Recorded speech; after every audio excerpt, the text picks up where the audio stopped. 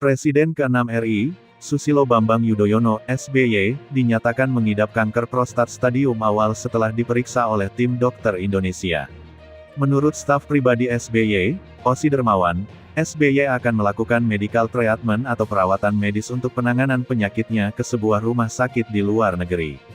Rencana itu pun, kata Osi, telah disampaikan SBY kepada Presiden Joko Widodo, Jokowi. Osi mengatakan, Presiden Jokowi pun mengirimkan respons baik kepada SBY. Lebih dari itu, Jokowi menjanjikan akan mengirimkan tim dokter kepresidenan untuk perawatan SBY atas sakitnya.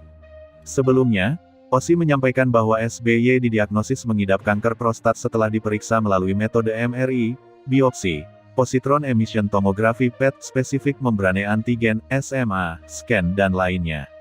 Osi mengatakan, sesuai dengan kondisi kesehatan SBY saat ini, tim dokter menyimpulkan semua opsi terbuka untuk melakukan pengobatan dan penyembuhan terhadap Ketua Majelis Tinggi Partai Demokrat itu.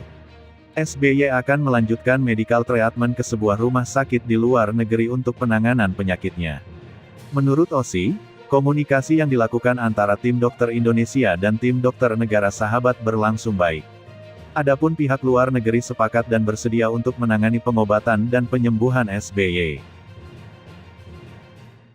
Terima kasih sudah nonton, jangan lupa like, subscribe, dan share ya!